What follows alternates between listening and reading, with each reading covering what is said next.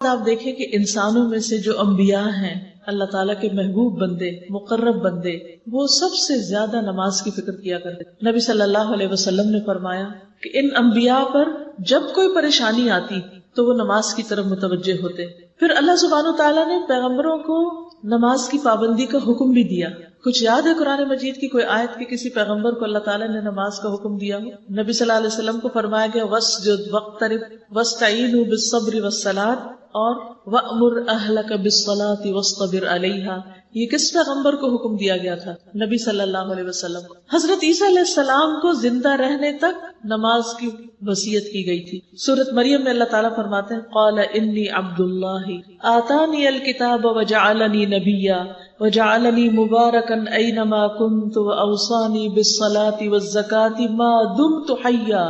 عیسیٰ علیہ السلام نے کہا بے شک میں اللہ کا بندہ ہوں، اس نے مجھے کتاب دی اور مجھے نبی بنایا اور مجھے بابرکت بنایا جہاں بھی میں ہوں، جہاں بھی میں جاؤں برکتیں ہی برکتیں، اور مجھے نماز اور زکوٰۃ کی وصیت کی جب تک میں زندہ رہوں، یعنی زندگی کے آخری لمحے تک نماز کی پابندی. ابراہیم علیہ السلام بھی اپنی اور اپنی اولاد کی نماز کی فکر کرتے ہیں. سورۃ ابراہیم آیت 40 میں آتا ہے رب اجعلنی مقیم الصلاۃ ومن ذریتی ربنا وتقبل دعا.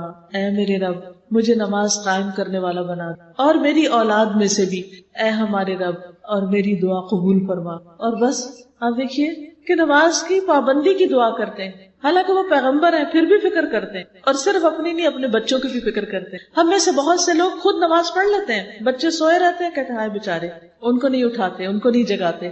ہم ان کی پڑھائی کی زیادہ فکر کرتے ہیں ان کی نماز. کہتے ہیں کہ اگر ان کی نیند ڈسٹرب ہوگی تو پھر یہ پڑھ نہیں سکیں گے، اور اگر پڑھیں گے نہیں تو ان کے نمبر اچھے نہیں آئیں گے، اگر نمبر اچھے نہیں آئیں گے تو اچھی جاب نہیں ملے گی، اچھی جاب نہ ملی تو اچھی جگہ شادی نہیں ہوگی. تو دنیا کے لیے اس قدر بھاگ دوڑ کہ دنیا جنت بن جائے، ہر چیز اچھی ہو جائے، خواہ نماز فوت ہو جائے، خواہ نماز نہ بھی پڑھی جائے. ایک مومن تو ایسا نہیں ہوتا، وہ تو اپنی اور اپنے ساتھ اپنی اولاد کی بھی فکر کرتا ہے کہ وہ نمازوں کی پابند ہو.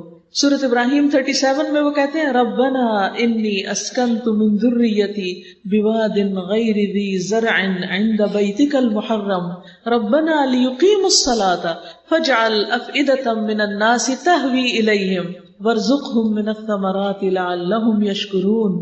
اے ہمارے رب بے شک میں نے اپنی اولاد کو اس وادی میں آباد کیا ہے، یعنی ساری دنیا چھوڑ کر بے آب و گیاس بالکل ایک صحرا میں لا کے میں نے اپنی اولاد کو بسایا، جہاں زندگی کی کوئی سہولت نہیں، جہاں کچھ نہیں اگتا. غیر ذی زرع، تیرے حرمت والے گھر کے پاس. کیوں لا کے بسایا یہاں اے ہمارے رب؟ تاکہ وہ نماز قائم کرے. مقصد یہ ہے ان کو ہر چیز سے ہٹا کے یہاں لانے کا کہ یہ تیرے بندے بن جائیں، تیری عبادت کریں. آج ہم میں سے کون پیرنٹس ایسے ہیں کہ جو اپنا گھر مسجد کے قریب لیں تاکہ ہمارے بچے سہولت کے ساتھ جماعت سے نماز پڑھ سکیں؟ اور کب کس نے گھر بنا کر یہ کہا اے رب میں نے اپنے بچوں کو یہاں اس گھر میں لا بسایا ہے تاکہ وہ تیری عبادت کرے، اور اس مسجد کے قریب گھر بنایا ہے تاکہ وہ تیری عبادت کے پابند ہو.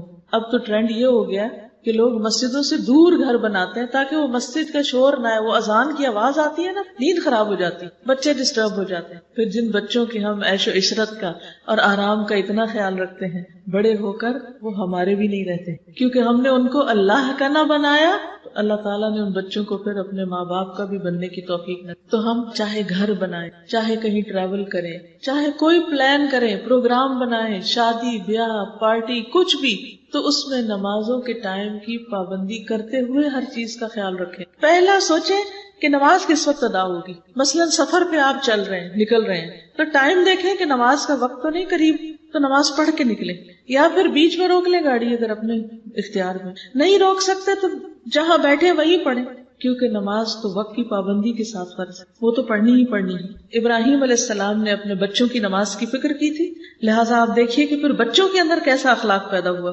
ان کے بیٹے اسماعیل علیہ السلام کے بارے میں سورۃ مریم میں آتا ہے 54 اور 55 وَاذْكُرْ فِي الْكِتَابِ اسماعیل. اس کتاب یعنی قرآن مجید میں اسماعیل کا ذکر کیجیے. انہ کان صادق الوعد، بے شک وہ وعدے کے سچے تھے. یہ ان کی خاص خوبی بیان کی گئی، وعدے کے بڑے پابند تھے.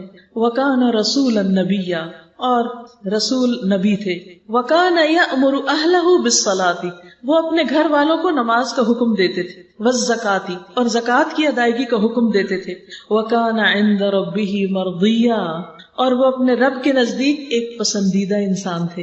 تو ایک پسندیدہ انسان کی خوبیاں کیا ہیں، کیا بتائی گئی کہ وہ کیا کرتا ہے؟ صرف خود نہیں، گھر والوں کو بھی نماز کا حکم دیتا ہے، گھر والوں کی نماز کی بھی فکر کرتا ہے۔